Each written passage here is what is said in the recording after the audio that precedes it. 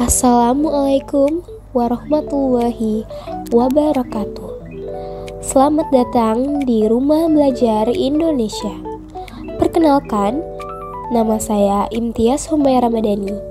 Saya dari kelas 12-3. Pada video kali ini, saya akan menjelaskan mengenai materi bahasa Indonesia bab 1, belajar dari teks berlatar sejarah. Selamat menyaksikan. Sebelum itu, mungkin teman-teman semua masih asing dengan kalimat teks cerita sejarah. Kira-kira apa ya pengertian dari teks cerita sejarah? Mari kita bahas. Mengenal teks cerita sejarah. Teks cerita sejarah merupakan teks yang mengisahkan tentang fakta, peristiwa, kejadian, cerita hidup manusia dengan mengolah fakta sejarah sebagai latar terjadinya peristiwa. Teks cerita sejarah juga memiliki ciri dan jenis-jenis. Berikut adalah ciri-ciri teks cerita sejarah. Yang pertama, isinya berupa fakta. Lalu, teks disajikan secara kronologis atau urutan kejadian atau urutan peristiwa. Selanjutnya, bentuk teks berupa cerita ulang atau recount. Lalu, struktur teks orientasi, urutan peristiwa, dan reorientasi. Yang terakhir, menggunakan kata hubung. Jenis-jenis teks cerita sejarah. Yang pertama, teks cerita sejarah fiksi, yaitu cerita sejarah yang tidak nyata dan imajinatif. Meskipun demikian, jalan ceritanya disusun berdasarkan kisah dari dunia nyata dan disajikan berdasarkan sudut pandang pribadi pengarang. Lalu, teks cerita sejarah non-fiksi, yaitu cerita sejarah yang benar-benar terjadi atau nyata. Untuk memahami cerita sejarah, kita juga menggunakan referensi. Referensi itu terdiri dari 3. Yang pertama yaitu kamus. Kamus adalah buku yang mendeskripsikan makna kata atau ungkapan dan menjelaskan konteks pemakaiannya. Yang kedua, ensiklopedia merupakan karya rujukan yang berisi keterangan atau uraian tentang berbagai hal di bidang ilmu pengetahuan. Yang selanjutnya, thesaurus merupakan buku yang memuat daftar kata atau ungkapan yang berkaitan dengan makna. Agar cerita menjadi beraturan, maka teks cerita sejarah juga memiliki struktur yang berisikan: pertama, orientasi merupakan bagian tahap pengenalan tokoh atau pembuka teks, biasanya memperkenalkan nama, tempat tanggal lahir, atau latar belakang. Yang kedua, rangkaian peristiwa. Urutan peristiwa saling berkaitan merupakan bagian rekaman peristiwa atau kejadian yang terjadi. Biasanya disampaikan dalam bentuk urutan kronologis. Terakhir, reorientasi merupakan penutup teks berisi akibat, kesimpulan, penilaian, atau opini dan komentar penulis tentang peristiwa sejarah yang diceritakan. Kaidah kebahasaan teks cerita sejarah. A. Pronomina. Pronomina atau kata ganti merupakan kata yang digunakan untuk menggantikan benda dan menamai seseorang atau sesuatu secara tidak langsung.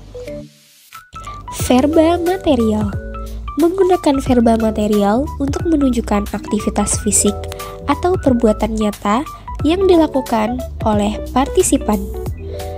Verba tingkah laku merupakan kata kerja yang mengacu pada sikap yang dinyatakan dengan ungkapan perkataan atau verbal.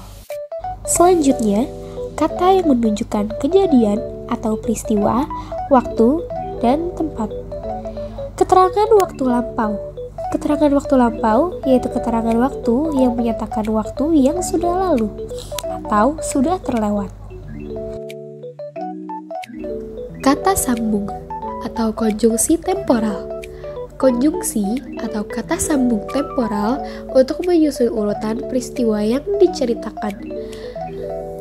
Yang terakhir, kalimat simplex, kata yang menunjukkan kejadian atau peristiwa, waktu, dan tempat.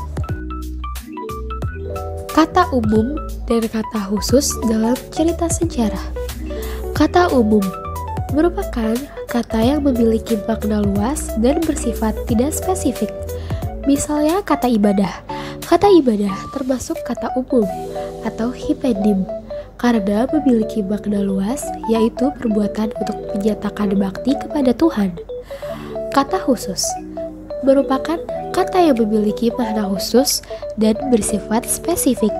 Kata ibadah memiliki kata khusus atau hiponim, diantaranya khotbah, sembahyang, kurban, puja bakti, dan sebagainya. Mengecek validitas informasi. Kamu harus cerdas dan hati-hati menyaring informasi yang diterima. Berikut ini cara yang dapat digunakan untuk mengecek validitas informasi. Yang pertama, kamu bisa memisahkan fakta dari opini yang disajikan penulis. Lalu, mencari informasi sejenis di lebih dari 3 sumber dan membandingkan. Lalu, menarik garis besar mengenai informasinya. Mengecek keaslian informasi di situs resmi. Lalu selanjutnya, mencari tahu latar belakang penulis atau redaksi media massa yang menyebarkan informasi. Dan banyak lagi yang lainnya. Nilai-nilai dalam teks cerita sejarah. Teks cerita sejarah berupa fiksi dapat dituliskan dalam bentuk prosa, misalnya cerita pendek dan novel. Struktur novel sejarah. Yang pertama, pengenalan situasi cerita. Penyajian latar cerita dari segi waktu, tempat, dan peristiwa. Yang kedua, pengungkapan peristiwa. Disajikan peristiwa awal yang memicu berbagai masalah. Menunjuk konflik atau rising action. Meningkatnya ketegangan, kegembiraan, dan partisipasi dalam berbagai situasi. Puncak konflik atau turning point atau komplikasi. Klimaks yang merupakan bagian paling penting dari cerita, biasanya menunjukkan perubahan nasib tokoh.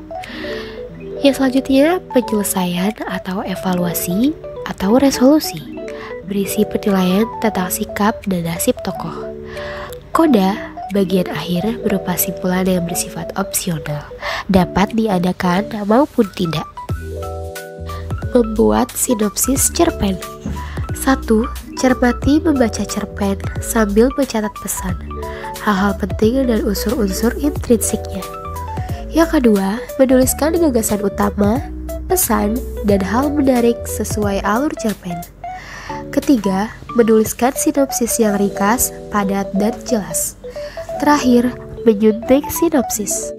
Membuat infografis tokoh. 1. Memilih pokok permasalahan. 2. Mengumpulkan data, fakta, dan informasi. 3. Mengolah dan menganalisis data, fakta, dan informasi. 4. Membuat narasi, membangun cerita berdasarkan makna informasi. Yang kelima, membuat sketsa dan visualisasi data yang menarik dan mudah dipahami.